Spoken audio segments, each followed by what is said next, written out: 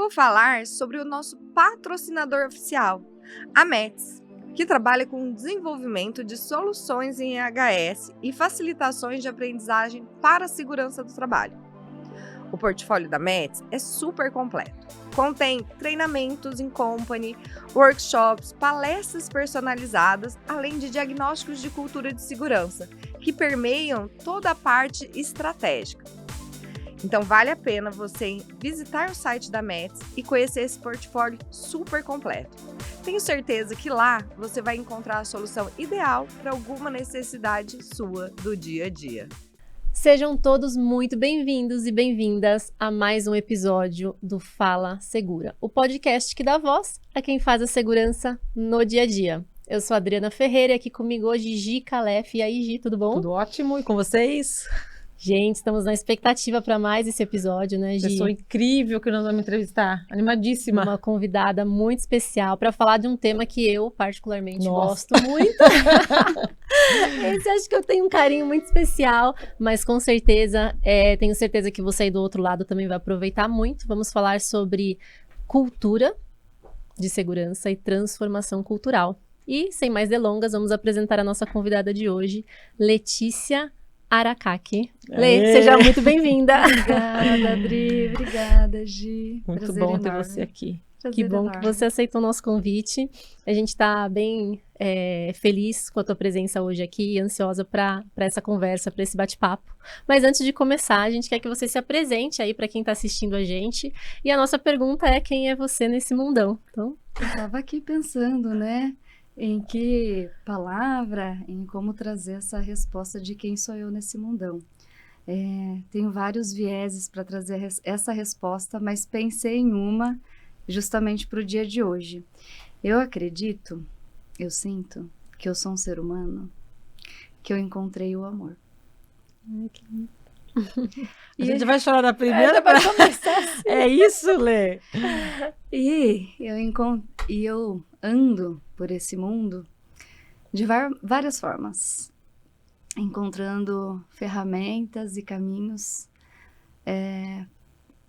para ensinar as pessoas sobre o que é o amor. E no mundo corporativo, a gente não tem muito espaço, né, para falar sobre ele. Parece que quando a gente fala sobre o amor, a gente está querendo dizer para as pessoas abraçarem uma árvore, né? Então não é sobre isso, apesar de todo mundo conhecer o amor, saber da potência que ele tem, o impacto que ele gera e o quão longe a gente vai em engajamento, inovação, performance, respeito, em segurança psicológica, em resultados, com essa energia por conta da potência, por ser a consciência mais elevada do universo. Infelizmente, a gente não pode falar dele somente como sendo amor. Então, eu sigo aí peregrinando, né, as indústrias, encontrando ferramentas para traduzir o amor através de procedimentos, programas, sistemas, rituais, né, para que gestores, líderes, colaboradores, CEOs entendam a potência disso dentro das relações. Então, me considero uma ativista do amor. Ah, que lindo! lindo. Olha, é uma resposta diferente para quem é você nesse mundão, né? Tocou aqui no coração. Que gostoso de escutar, né? Muito bom. É isso.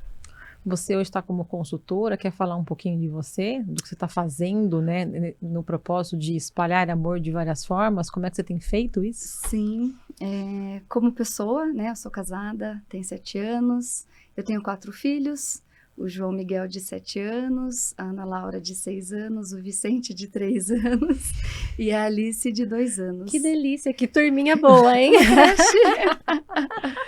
Uma creche. E eu aprendo muito com eles.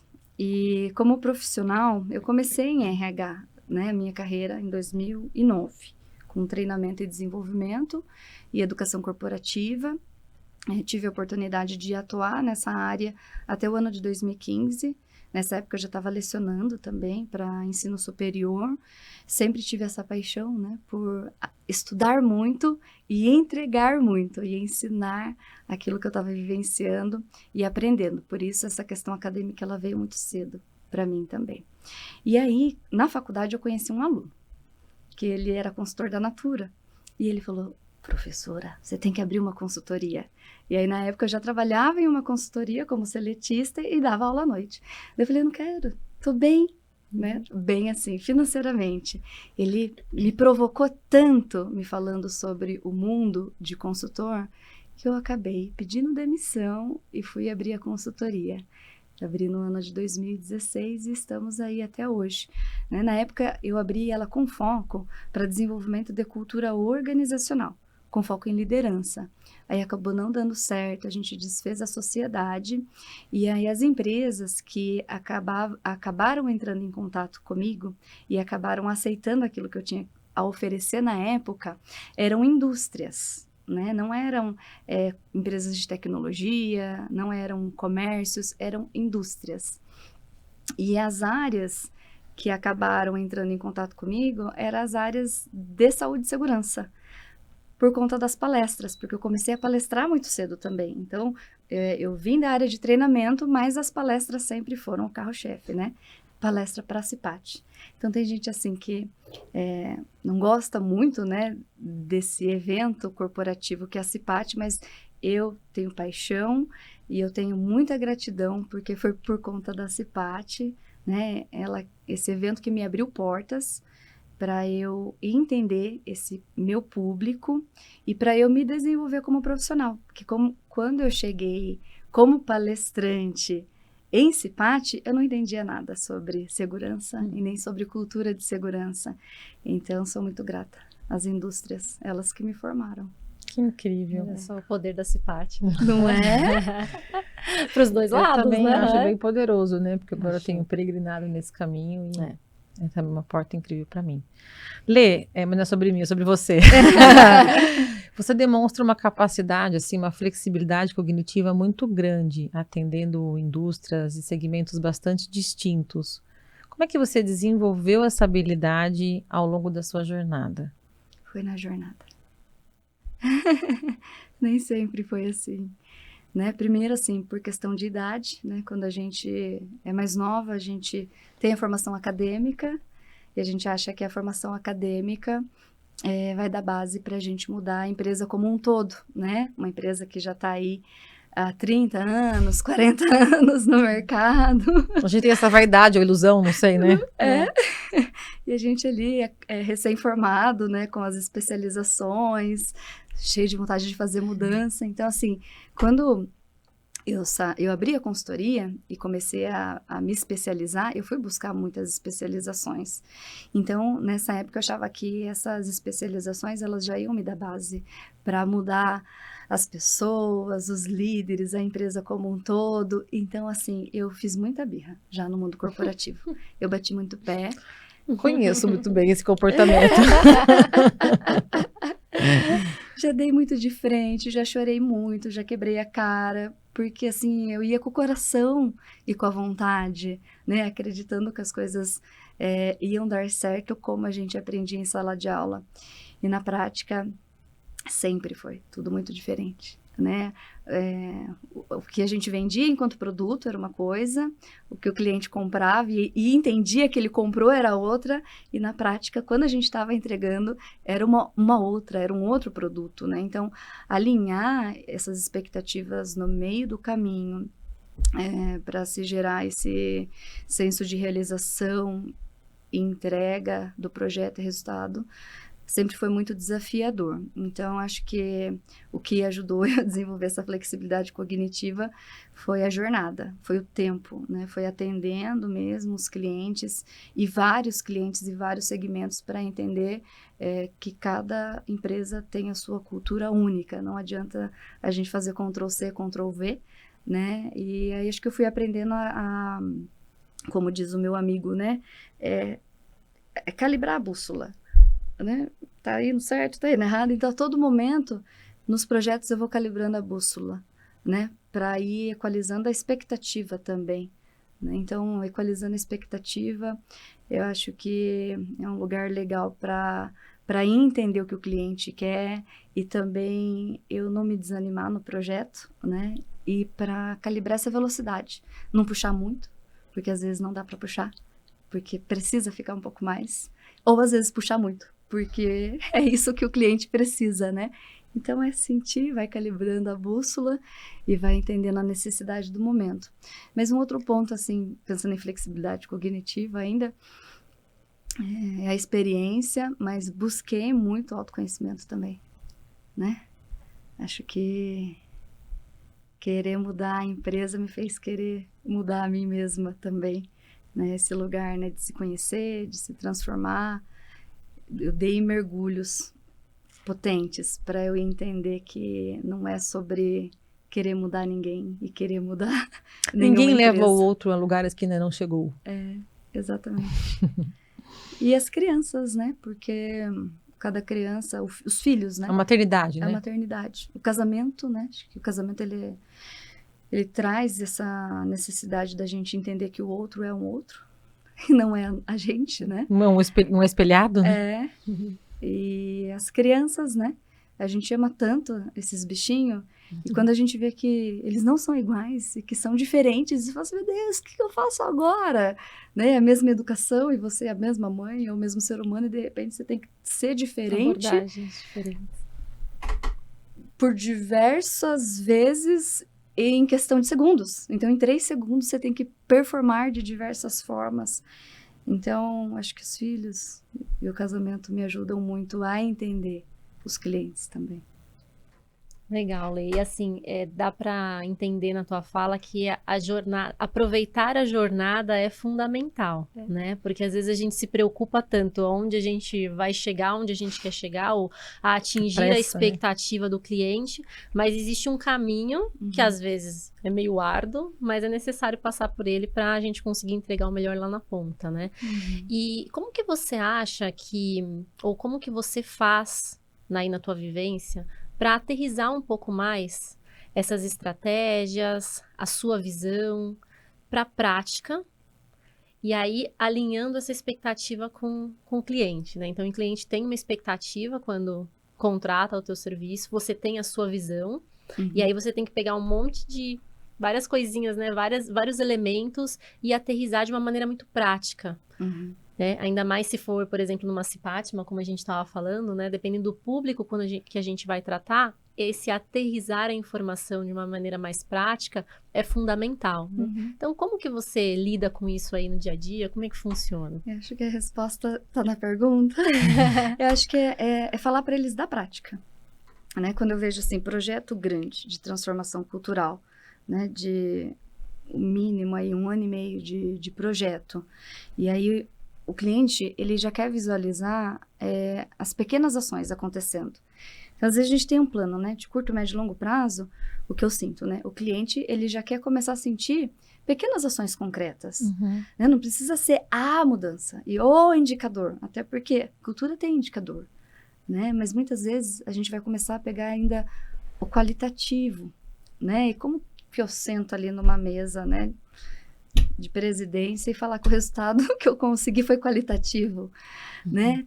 Tem, né? Acho que assim, no primeiro tempo do jogo, né, da transformação, a gente tem resultado, a maioria deles é qualitativo, mas a forma de aterrar toda essa abstração, né, esse pensar fora do quadrado, da caixa, do sistema, é trazer pequenas ações concretas para todos os níveis para dizer que o ponteiro andou. Daí a gente calcula de novo a bússola. Ponteiro andou. Andou para onde? Desenvolvimento de liderança, reformulação das reuniões da CIPA. Porque CIPA é um símbolo cultural ali dentro, né? Então tem todos os colaboradores de todos os níveis. Quando você fala, né, que a gente pensou no melhor designer da reunião para a condução daquela CIPA, né, que você fez a revisão do plano de ações da CIPA e que a CIPA está tendo voz, você mostra o antes e depois da sugestão da CIPA, é coisa pequenininha, mas que dentro de uma linha de tempo de curto prazo para um projeto de transformação, nossa, Olha só a performance da CIPA, olha só quantas ações... A natureza não dá saltos, né? Quantas ações da CIPA, através da CIPA, a gente conseguiu implantar em segurança, né? Aqui é um exemplo, mas pensando em time de segurança, pensando em operações, né? Adequações de equipamento. Quando eu vejo assim, transformação cultural, é entender que a cultura não está só no comportamento, mas está numa adequação significativa que As condições, exigiu, né, que a gente precisa fornecer. que exigiu um valor alto de investimento. Então, assim, a consultoria ter a capacidade de integrar esse resultado e falar assim, tá vendo a adequação desse loto aqui, que a gente estava inadequado, que a gente conseguiu milhões, a gente conseguiu. Foi por conta do pensar coletivo, de entender que é necessário, né? Então, ações concretas, no passo a passo, numa linha do tempo, que mostram que o projeto está andando, não muitas vezes na velocidade que a gente espera, e o que eu percebo, não às vezes no caminho que foi desenhado, né? Porque a metodologia com que eu acredito hoje é de a gente reagir na ação daquilo que o campo de consciência da organização está trazendo no momento. Senão eu foco muito só no que está no planejamento, eu deixo o processo rígido, eu machuco as pessoas na transformação e acabo me esquecendo de olhar para aquilo que o campo trouxe como uma necessidade real daquele grupo. Então, às vezes, eu volto um pouquinho, entendo que o plano está ali, ele é importante, mas eu pego isso que se mostrou necessário, a gente trabalha um pouquinho aqui, avança um pouco essa ação, matura o resultado e traz de novo para a linha do projeto. Inclui isso que apareceu e ele entra no fluxo de trabalho. Às vezes sai um pouco da rota, mas para ganhar velocidade lá na frente. Quando a gente fala até... Desculpa, Não, lá, imagina, é que eu ia fazer só um comentário que quando a gente fala em transformação cultural e de segurança, se isso não tiver muito associado com a cultura organizacional, ela vai meio que parecer que está na contramão, né? Então, por isso que é necessário sentir o que o sistema, o que aquela organização está emergindo naquele momento, porque aí até a rota, talvez, né, Lê, tenha que ser revisada. Então, peraí, então vamos voltar aqui, que foi o que você falou, né? Um passo atrás e vamos repensar, né? E essa integração é essencial. Ah, não funciona assim, né? É Acho que verdade. tem a ver com o nível de maturidade quando você fala desse campo de consciência, né? Quão madura a gente tá para avançar para aquilo que a gente deseja e a gente fica patinando, porque a gente fica muito focado no futuro, né? Nós precisamos disso. E o que você está trazendo eu olho para aquilo que se apresenta Exato. e lido com o que se apresenta e vou caminhando conforme a organização vai tendo prontidão para dar um novo Isso. passo. Não é sobre a cultura desejada, é sobre a cultura real, né? É a transformação daquilo que a gente dá conta. Né? Se a gente não der conta, fica muito longe. Eu não tenho braço, não tenho mão. Quem que vai comigo se tá longe para eu pegar, né? O que a gente dá conta? Aqui. É a cultura do possível. Legal. Bom isso, né? Pra vida, né? Pensando nessa cultura do possível, quais são para você os passos inegociáveis para a construção? Até é difícil quando a gente fala de construção de cultura, né? Porque a gente pensa que desmonta os bloquinhos, constrói, é uma coisa muito maior do que... eu sempre fico pensando que a gente fica achando que vai ter como montar uma cultura, né? E não é bem isso, né? Você vai vivendo ela e vai acrescentando reagindo, né? e vai reagindo. Mas o que é para você inegociável para a construção, então, de uma cultura de saúde e segurança genuína, profunda, séria, ética? Só isso que a gente Só queremos a desejada. A desejada. Pensando em dois aspectos, né, da cultura e daquilo que sustenta a cultura de segurança, no caso, né, que é o sistema de gestão de saúde e segurança. Se eu for olhar do ponto de vista de cultura organizacional, o jeito como a gente cuida das pessoas e das relações, eu não abriria a mão de lutar diariamente pela narrativa de que aqui as pessoas importam. As pessoas estão no centro das tomadas de decisões e o como que a gente cuida dessas pessoas. Disso ser claro, de cima para baixo e de baixo para cima. Esse alinhamento, ele estar claramente posicionado na estratégia corporativa e na governança, para que isso seja claro, né, para stakeholders, parceiros, fornecedores, consultores, e que isso seja comunicado progressivamente. Né, que os tomadores de decisão, que as lideranças, elas consigam falar genuinamente e livres de estigmas de que aqui a gente faz negócios cuidando de pessoas. Hoje eu ainda sinto lideranças que duvidam das suas próprias falas, né? Então, do ponto de vista de cultura e de estratégia, eu não abriria a mão do sponsor do projeto, ele ter essa clareza e ele levantar essa bandeira. Sem ele levantar essa bandeira de que as pessoas estão no centro das tomadas de decisões e o como ele vai fazer as coisas acontecerem, considerando as pessoas, sem comunicar como isso seria feito, eu não abriria mão. Né? Do ponto de vista desse sistema de gestão, eu não abriria mão de um bom planejamento, né? Um PDCA. Né? Acho que isso é clássico, né? Então, acho que a união desses dois elementos são essenciais para a gente caminhar de forma segura, né?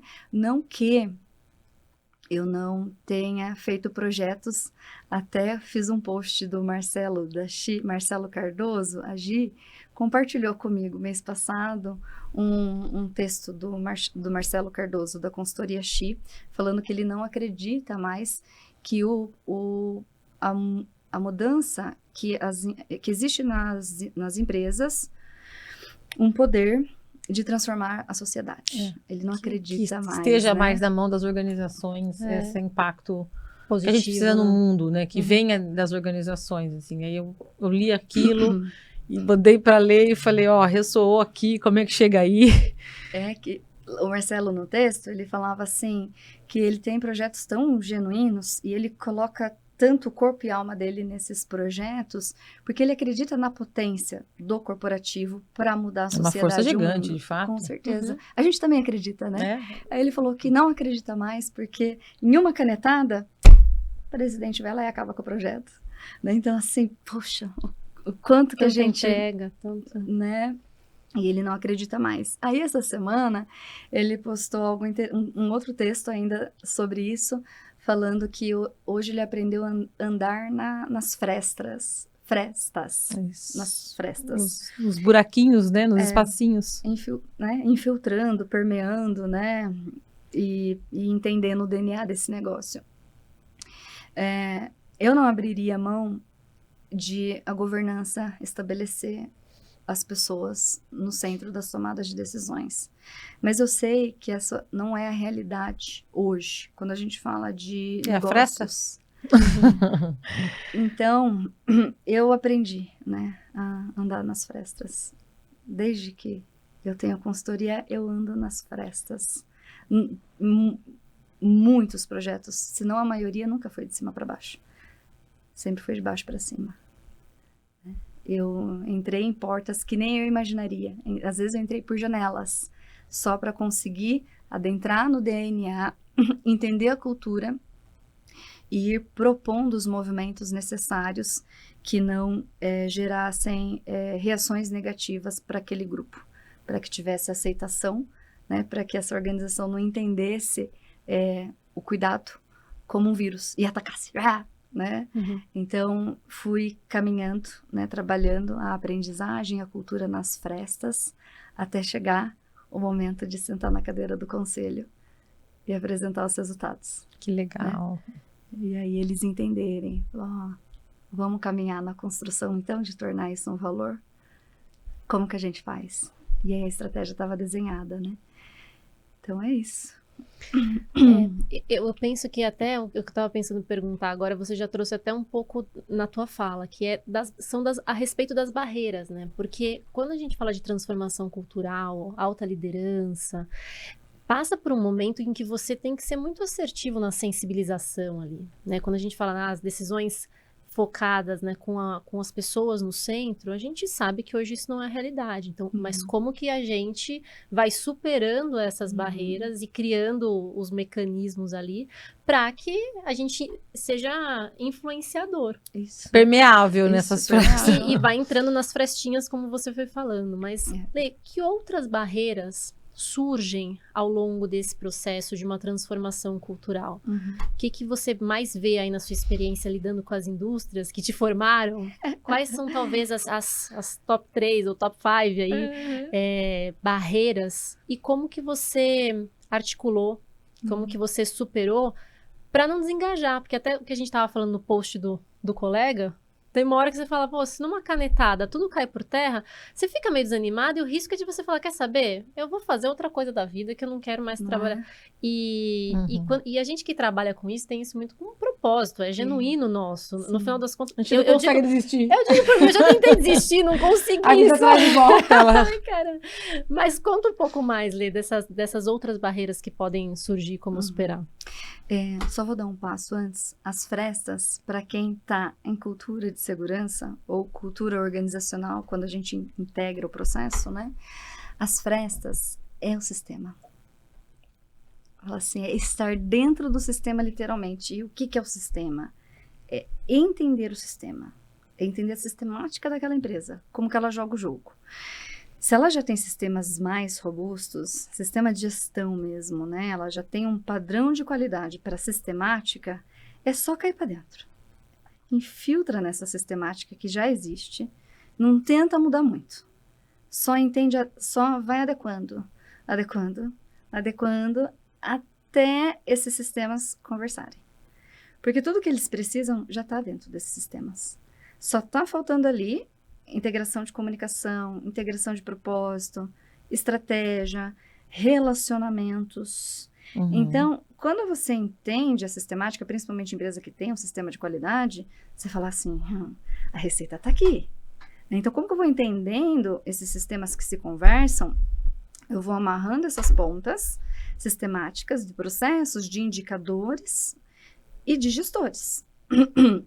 E aí eu vou sensivelmente fortalecendo as relações, o organismo, e aí eu vou fortalecendo a cultura. Então, essa é as frestas, né?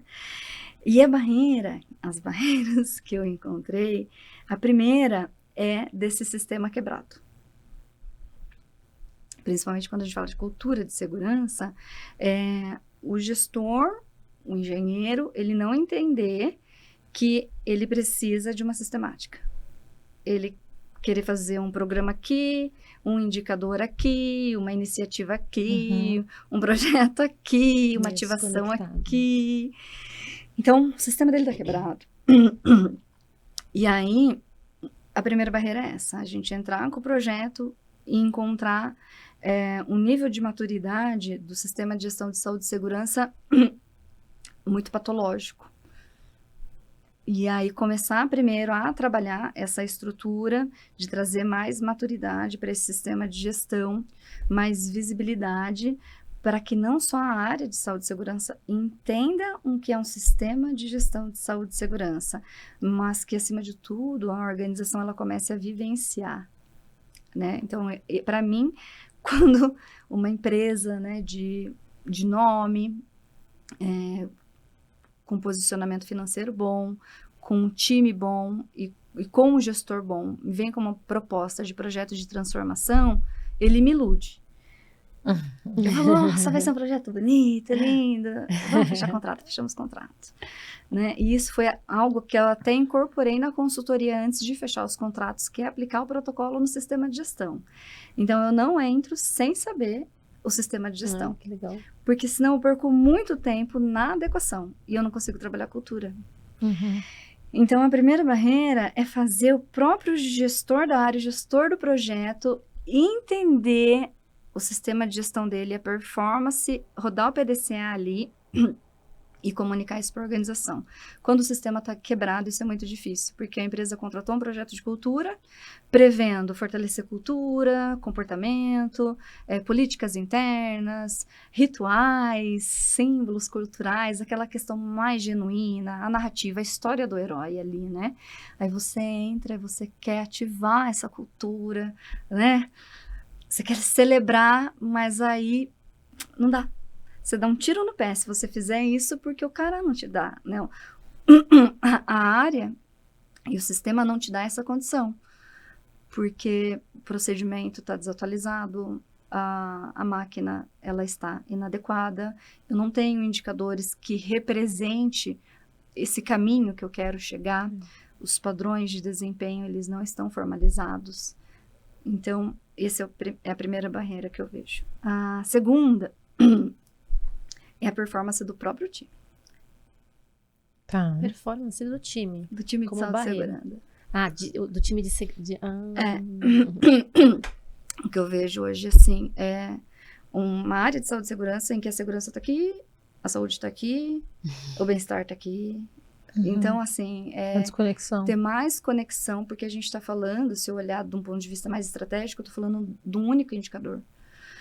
Né? Então, são muitos indicadores nessa área de prevenção, são áreas que trabalham atendendo requisitos legais, então elas estão muito focadas ali, né, em auditoria, em requisito, em indicadores reativos e pouco preocupadas com o indicador proativo. Né? Então, quando elas começam a olhar para esse indicador proativo, em fazer além, elas encontram a oportunidade de integração no ecossistema da própria área. Entendem que ela pode ir além. E essa má distribuição de papéis e responsabilidades da própria área mesmo. Né? Então, assim, o time faz de tudo, mas faz de tudo um pouco e não entende o papel essencial da área dentro do organismo da empresa, que é formar pessoas. Né? A área de saúde e segurança, ela está ali, no papel de cuidar, né? É uma área de suporte, ok, mas se eu falo de cultura, né? Se eu falo de sistema de gestão, ela é uma área de suporte. Mas se ela está posicionada, a área de saúde e segurança, como um tema da governança, ela é uma área estratégica, ela é uma área que cuida. Se ela é uma área que cuida, ela já saiu da periferia. Ela está aqui. Porque ela está no valor da tomada de decisão. Mas o que eu vejo é que esses cuidadores ainda não têm esse olhar de que eles fazem parte da estratégia. Então, eu tenho muita perda financeira ainda, por má gestão de indicadores reativos, por má gestão de um bom desenho de indicadores proativos, de uma boa análise crítica e, acima de tudo, o alinhamento desse time para esse propósito maior. Porque quando eles entendem, eles se tornam grandes parceiros das áreas de negócio, né? Seja da operação quanto do administrativo. E aí, sensivelmente, eu começo a cuidar da cultura com outro olhar, com o olhar de integração, né? Um outro desafio. Tem mais 2, e aí eu já passo para vocês de novo. Pode falar. Eu fiquei até pensando, né, que você trouxe desafios, eu acho que você ainda vai complementar e chegar lá, e eu achava que você ia começar falando que os desafios estavam no topo, né? E você está trazendo desafios que estão muito na nossa mão, e não também, porque, né, as coisas se conversam, né? O quanto que isso reflete também a alta gestão, reflete da minha... não vou dizer desistência, porque tem uma série de variáveis que você colocou aí em relação à conexão desses sistemas dentro da área, relação ao conhecimento, por exemplo, de gestão para conectar os indicadores e os pontos. Tem uma série de vou dizer pontas soltas, para não falar falhas, que estão aqui. Mas o quanto as questões que estão aqui também se conectam com as questões que estão embaixo. Não justifica, né? Nossa casa tem que estar arrumada para que a gente consiga, inclusive, convencer. Mas eu queria ouvir um pouco sua perspectiva de camadas acima e o impacto da camada de cima com a camada de baixo. Gi, quando eu comecei a trabalhar com a indústria, eu tinha muito medo da sala do conselho e do CEO. Acho que eu já até falei isso em um podcast sobre segurança psicológica. E eu tinha esse medo porque eu venho de uma cultura oriental, de comando e controle. Então, a minha mãe, ela criou a gente na disciplina, né? Então, quando eu vi essa figura da alta direção na minha frente, eu falava assim, deixa eu fazer o meu aqui de boa, enquanto consultora, e daqui a pouco eles vão ver o resultado, e daqui a pouco a colaboração vem. Só que eu era muito ingênua, por conta, né, desses próprios bloqueios da minha infância. E aí eu entendi que no papel de consultora eu precisava sentar para entender como que esses tomadores de decisão, eles pensavam. E quando eu comecei a sentar com esses tomadores de decisões, não foi inicialmente para falar sobre projetos de transformação, mas foi para falar sobre resultado de diagnóstico de maturidade de cultura. 100% do que eu ouvi até aqui, do que eu ainda ouço, é quanto custa e quanto tempo vai levar. Então, a conversa, ela é muito rápida, é muito objetiva. Você, eu entendi, mas quanto que você precisa? Que retorno vai dar? Faltou uma pergunta, né? Também, quanto custa, quanto tempo vai levar e quanto de retorno vai me dar? Quando eu penso em cultura de saúde e segurança, tem essa questão de retorno e de cultura organizacional, é previsível, tem como quantificar tudo isso, só que a minha conversa, com eles, ela é muito mais no que a empresa está perdendo. Porque, assim, eu acho que quando a gente fala o retorno que vai me dar, ele ainda é muito qualitativo, ele é muito abstrato, porque ainda está muito embrionário. Na performance. A cultura, ela abraça a performance. Se eu tenho uma boa cultura, a performance aumenta, né? E isso, a performance está aumentando, clima, cultura, então é um desenho diferente para se medir isso.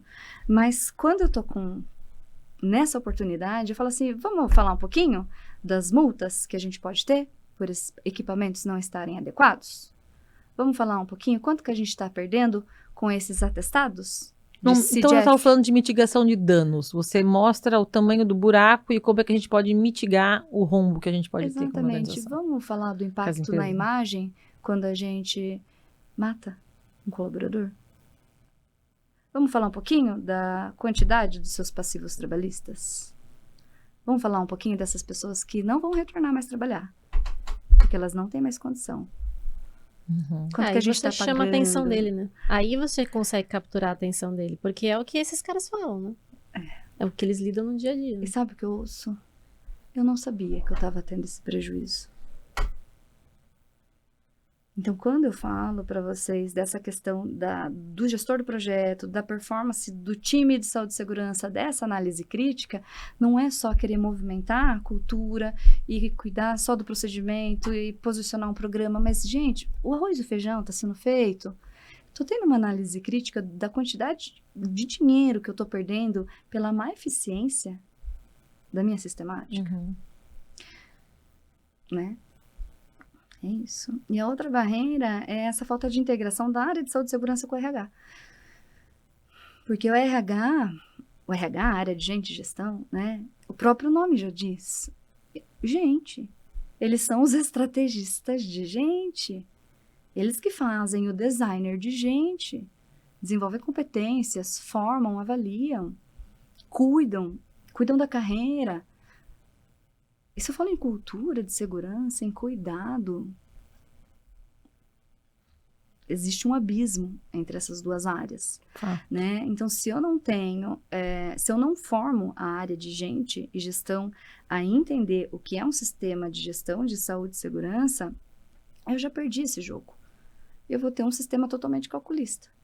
Eu não vou conseguir ir além e posicionar aquilo que eu quero na cultura organizacional, muito menos na estratégia, muito menos na governança. Porque quem cuida da estratégia de gente não entendeu o jogo. Está desintegrada.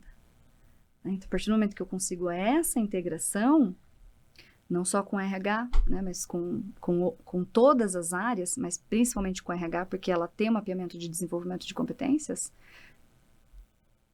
aí eu integro o tema dentro da cultura, né? Tem só mais um. E esse é essencial. Ego. O ego humano. Acho que isso é da nossa natureza, né? Mas se a empresa ela tem o propósito mesmo de cuidar de pessoas, o cuidado ele está muito associado com o amor, a nível de frequência em hertz, né? Frequência vibracional mesmo, né? Do sentimento. O cuidado, né? Está muito próximo. Então, a organização, o gestor que ele quer ter esse projeto, que quer construir essa cultura genuína, quer trazer a maturidade para a saúde e segurança, tem que ser uma pessoa que já trabalhou bastante em terapia, em autoconhecimento às sombras. Porque senão ele vai sangrar pessoas no projeto de transformação cultural. O ego vai conduzir os processos, as tomadas de decisões, e a gente vai se dissociar do real propósito, né, que é criar um ambiente de aprendizagem para que a transformação aconteça. Porque a transformação cultural, o que sustenta ela, a ferramenta, é a aprendizagem. E o que eu tenho dentro da aprendizagem é a escuta. É a fala e a escuta, né? Então, Segura. exato. Então, eu vejo muitos gestores ainda, né, corporativos contratando projetos, mas ainda muito imaturos em reconhecer, né, seu lado sombra, e acabam agredindo assim no sentido de querer puxar muito o projeto numa velocidade que o time não dá conta. Puxar muito o projeto por um lugar de consciência que não é o lugar mais salutar para o negócio. Mas ele quer porque vai ser legal para o LinkedIn dele. Para a carreira dele, né? Para contar que ele construiu também. Muito mais do que para as pessoas envolvidas, para a organização, para a sociedade. E por isso que tem tanto projeto de transformação cultural Que morre. que morre, eu diria que boa parte. Uhum. Porque se você não faz isso de maneira que se sustente ao longo do tempo, e entender que transformação cultural leva tempo, você pode ter ganhos, e é necessário que a gente mostre esses ganhos Experimentar imediatos, também, né? Para o pessoal ficar com esse gostinho, né, do quero mais. Mas acho que dá essa clareza de que existe um tempo, que é um roadmap mais extenso, Para maturar tudo, né? até que isso seja internalizado mesmo, e aí, independente dos movimentos da companhia, de turnover, isso já está muito consolidado, internalizado, aí eu acho que virou cultura Isso. mesmo. Até chegar lá é um processo que não é simples, né? E acho que essa integração de áreas que você falou, seja de RH, que eu acho que é muito fundamental, mas outras, né, como áreas de... Porque cada área tem o seu core. Sim. Quem faz comunicação interna é que sabe como se comunicar. Outro dia eu tava no impasse, parênteses rápido, com o time de comunicação. Falei, eu quero que comunica desse jeito aqui. Mas desse jeito não vai funcionar. Mas eu quero que comunique. Aí eu falei, pera, vamos voltar e conversar. Falar, eu quero que faça segurança desse jeito. Aí eu falei assim, olha, eu preciso passar esta mensagem. Ela, então, a gente vai comunicar desse jeito.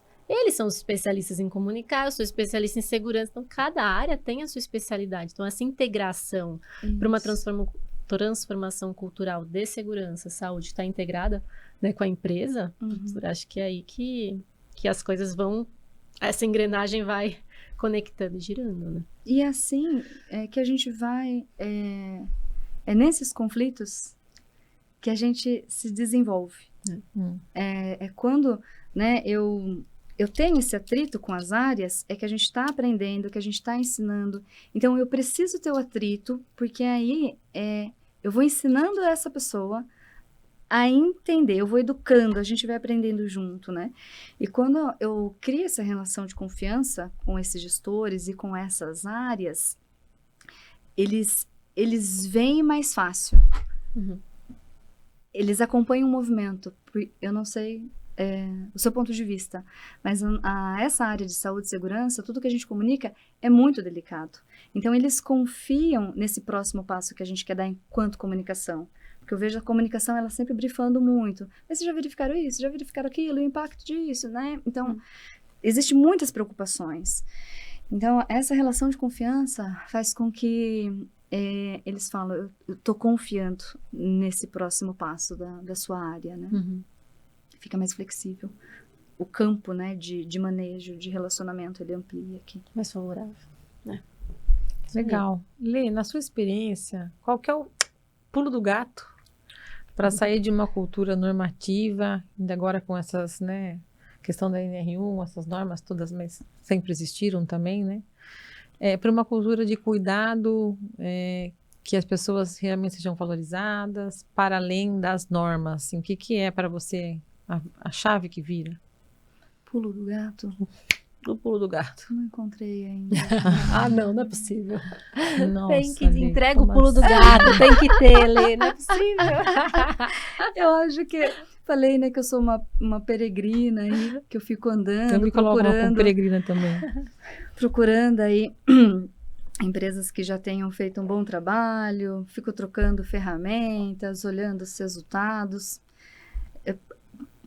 Pulo do gato, falar para você, ó, tem... Mas eu achei que não é como receita, porque de fato a gente entende que não tem uma única receita, porque são N organizações com sistemas complexos, mas do seu ponto de vista, talvez uma peça fundamental, né, que seja um elemento diferencial no seu ponto de vista, para que a gente consiga, então, talvez quando a gente fala mudar da água para o vinho, né, porque eu falo de uma cultura normativa, extremamente quase comando e controle, para uma cultura orientada às pessoas. A gente está saindo de cenários bastante extremos, mas talvez para essa jornada migratória, o que você considera que é um elemento, um tempero essencial? Talvez essa não seja... Você não vai dar a volta. Não vai escapar da gente. Talvez, baseado assim no que eu tenho vivenciado hoje, né?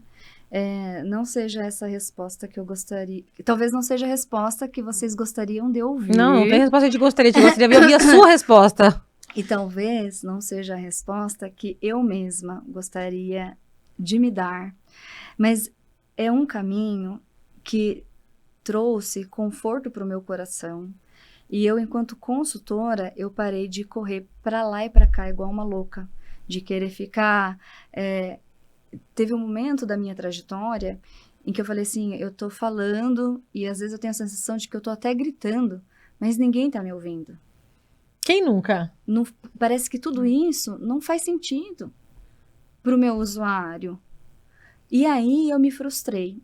Até eu refletir sobre a sistemática com que eu estava entregando para chegar no resultado. A que mais deu certo até hoje. Talvez... amanhã, mês que vem, final do ano, mude. Mas hoje faz o arroz bem feito, o arroz e o feijão bem feito, cuida do seu sistema de gestão. Bem feito. Porque o próprio sistema de gestão, se eu pegar o sistema de gestão da ISO 45001, que ela é reconhecida globalmente, é um padrão de qualidade, é um Ctrl+C, Ctrl+V, a nível de diretriz, é um Ctrl+C, Ctrl+V. Mas quando eu pego essa diretriz, esse passo a passo, esse arroz e feijão, e eu faço isso bem feito, eu não vou atender só requisito.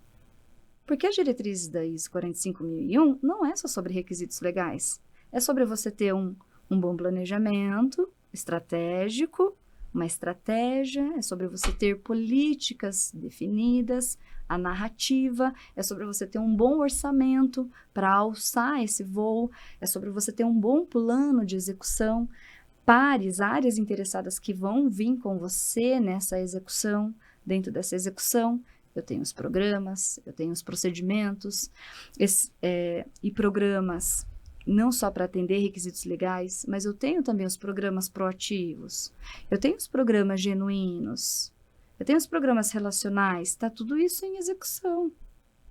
Aí eu vou para a checagem, eu tenho análise crítica que a própria diretriz me pede, como que isso está funcionando, como que está performando, está tendo resultado, não está tendo resultado. Eu sento, olho, análise crítica, qualifico aquele resultado, seja aquele resultado reativo, que as organizações têm, mas eu coloco na mesa a análise crítica dos meus resultados qualitativos, abstratos da cultura, o que eu estou tendo de proatividade e de resultados qualitativos de performance. E eu replanejo, eu volto lá, né, para a estratégia. Né? Então, quando eu falo em cultura genuína, verdadeiramente genuína hoje, para a indústria, principalmente o público que eu atendo, que é a indústria de alto grau de risco, eu não sei o quão longe essa palavra está desse público por conta de como o trabalho é realizado. no cenário real, da realidade que aquele operador vive, as condições que ele tem de equipamento, as condições ergonômicas que ele tem, a qualidade em que o trabalho acontece. Mas, se eu cuidar de eu ter um bom sistema de gestão e intencionar que esse sistema de gestão performe, o próprio sistema de gestão, ele vai criar integração com as demais áreas, ele vai criar escuta com esse colaborador. A escuta e participação é um item do requisito.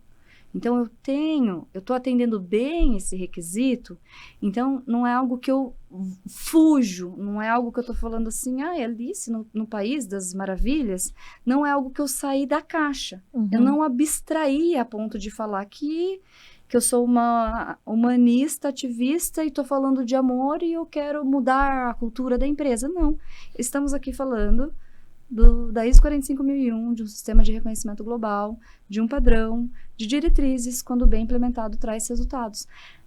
As diretrizes asseguram o bem-estar do colaborador.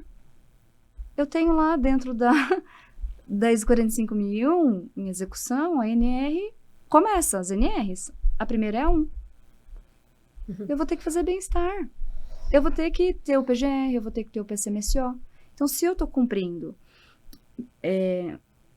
as regras mínimas desse jogo, com seriedade, com intenção de cuidar daqueles requisitos, automaticamente eu já vou mostrar para o colaborador que a organização está cuidando.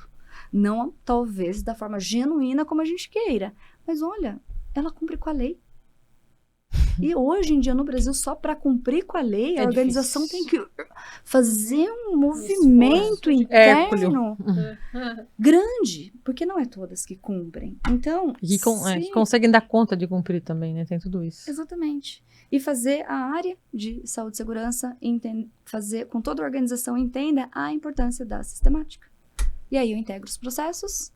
E aí o próprio sistema mostra para a organização, mostra para os gestores que a gente está fazendo tudo isso, que a gente quer sentar antes de replanejar, fazer análise crítica dos nossos processos, dos nossos indicadores. Por quê? Para a gente cuidar melhor. Cuidar melhor do quê? Só das máquinas? Não, das máquinas, dos equipamentos, das instalações, do produto. Está associado com qualidade também. Cuidar das pessoas, cuidar do ambiente, cuidar da iluminação, cuidar da temperatura. Eu dou essa mensagem quando eu faço o que precisa ser feito. E eu acredito que o comentário que você fez logo no começo da nossa conversa, Lê, sobre um assessment inicial que você faz ali no sistema de gestão, ele é fundamental, porque, mais uma vez, a vida como ela é, muitas empresas querem a certificação, depois, enfim, esse sistema fica doente, aí na hora que ter uma recertificação, uma manutenção, aí dá louca em todo mundo tem que correr, porque vai ter auditoria, né? Então, entendo que essa ferramenta que você implementou, ela é fundamental, inclusive para saber se vou ou não vou, né? O go ou não go. E como que você associa isso com outros elementos organizacionais? Por exemplo, como você entende o momento da companhia? Esse mapeamento de, bom, será que é o momento da gente falar de uma transformação cultural? Ou antes eu preciso trabalhar em melhorar o sistema de gestão? Como que você faz essa leitura? Cenário, até para entender com que energia e a direção da energia que você vai colocar ali. O pontapé é esse protocolo. Ele está parametrizado em cima de todos os itens da ISO 45001. Um a um, item a item. Ele é um pente fino.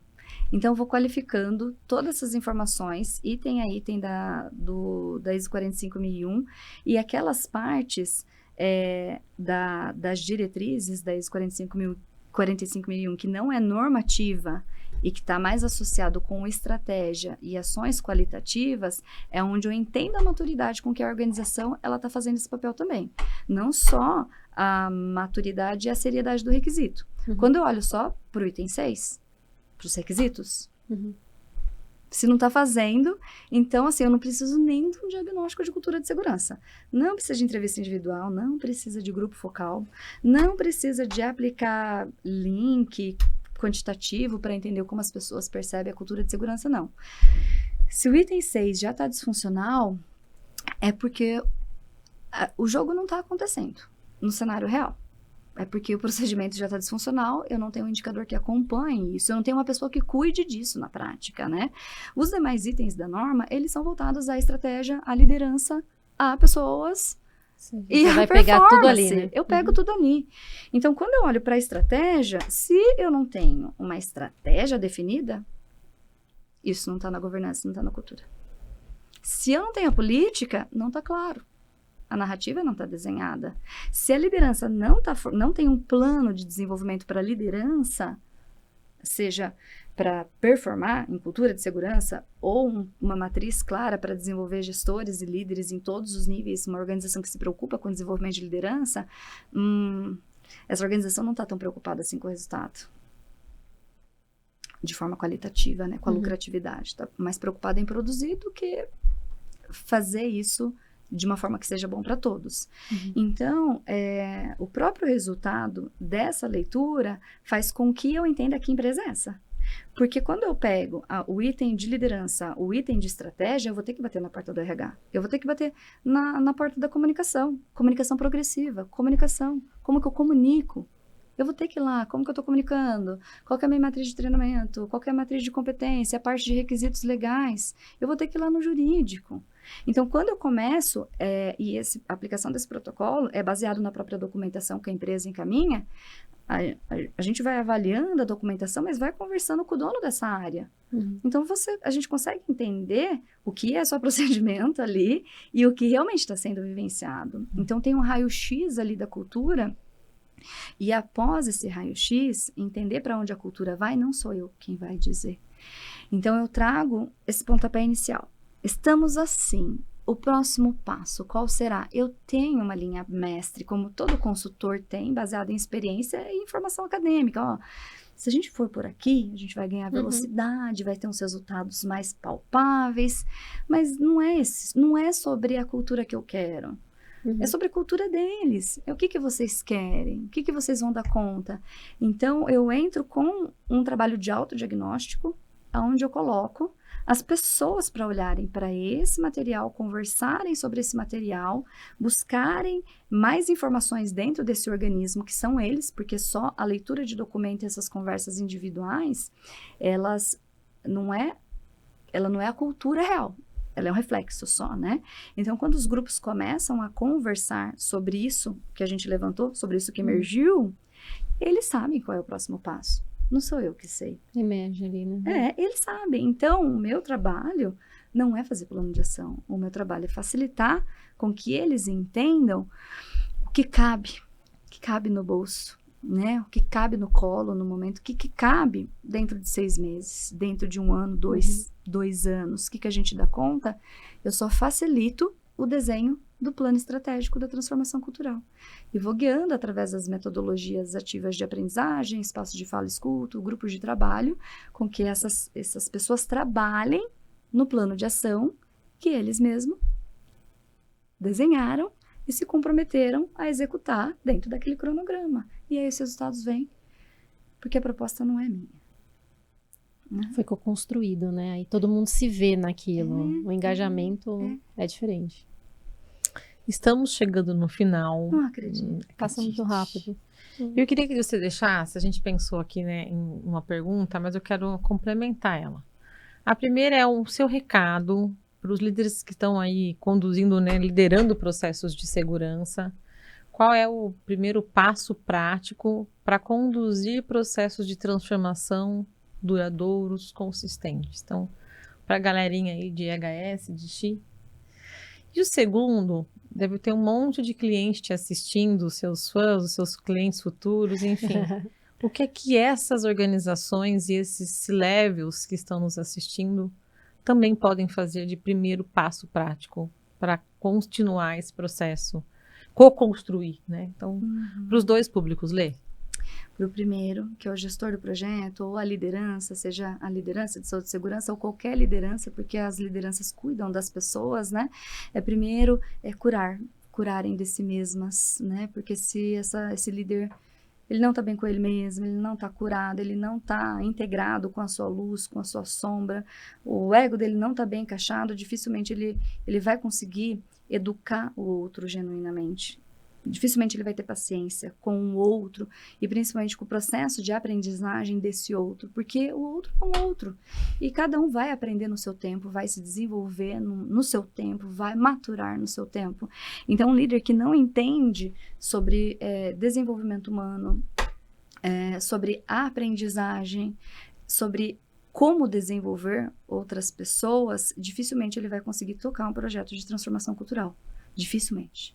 Ele vai se machucar no meio do caminho, né? Então, para o líder, né, se desenvolva, né, conheça a si mesmo, para que você possa desenvolver outras pessoas e busque ferramentas de aprendizagem, né, para facilitar a aprendizagem e não para que o desenvolvimento seja como você quer, mas seja o que é possível no momento com o recurso interno que você tem dentro de você e com o recurso interno que aquele outro tem dentro dele, né? E aí você vai guiando, é uma dança, você vai facilitando, você vai celebrando internamente, porque aquela pessoa, ela está confiando na linha mestre da sua liderança para esse processo de desenvolvimento, de maturidade em transformação cultural. Porque o próximo passo da transformação ninguém sabe.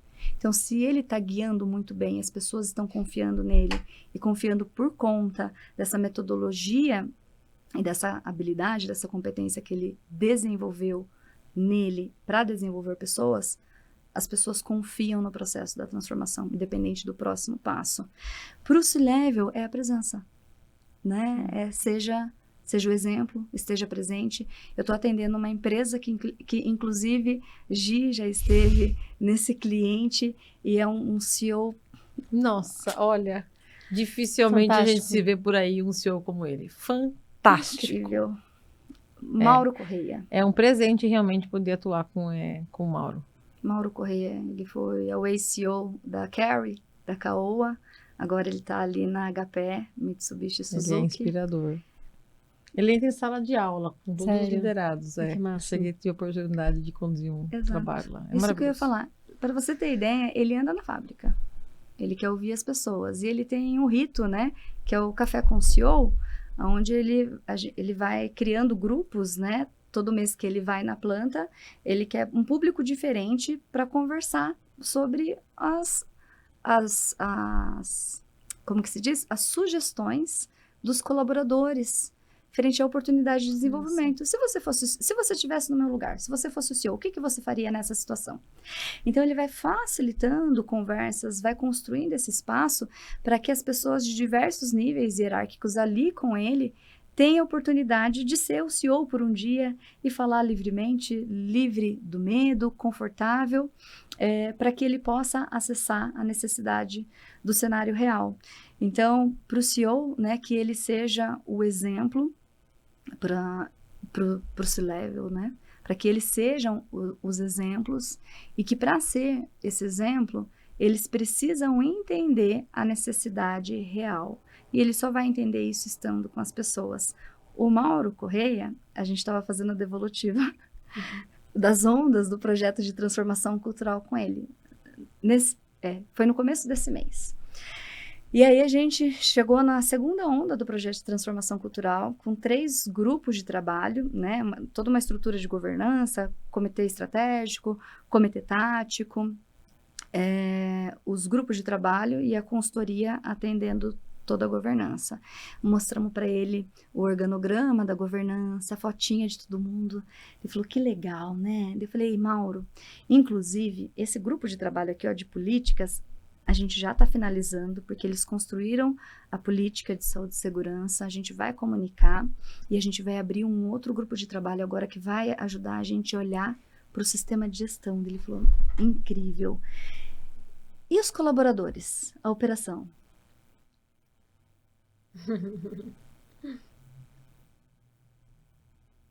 Oi? Ficou um silêncio, né? Então, assim, era uma mesa redonda, uma mesa comprida, oval, cheia de tomadores de decisões, E eu falei, interessante, porque assim, por experiência, no dimensionamento dos projetos, os colaboradores, eles começam a entrar na terceira onda do projeto, né? Ele falou assim, como a gente está falando da política de saúde e segurança dos colaboradores aqui da empresa, não é importante que eles ajudem a construir? Eu falei, Mauro, com certeza. Desse daqui, ó, dos comportamentos desejados, das atitudes seguras, é importante entender, né? Se funciona e se não funciona. Então tem que consultar eles. Vamos chamar eles para participar desses grupos de trabalho? Olha, o Mauro é uma pessoa outro incrível para tentar nível. entrevistar, viu? Porque ele é inspiração Nossa, pura. Ele é. Que massa. Coloquem ele aí Isso aí. na lista de convidados. Então, assim, é algo que a gente não ouve de qualquer CEO que quer ficar só vendo, né, o número, o resultado, a estratégia do fluxo do projeto, mas ele realmente está preocupado com as pessoas, ele quer ver as pessoas envolvidas do início ao fim e de todos os níveis, porque ele sabe que a cultura não é sobre o CNPJ. Você vai ter que mandar essa gravação para ele por mais Mauros. A cultura é Vou dar o sobre os link pra ele CPFs assistir. e eles precisam ser considerados. Bom, e a gente termina com essa cultura sobre os CPFs. Lê, muito obrigada pela tua participação, foi um prazer. Galera, até a próxima, aproveitem esse episódio, foi demais. Obrigada. Até mais. Tchau, tchau.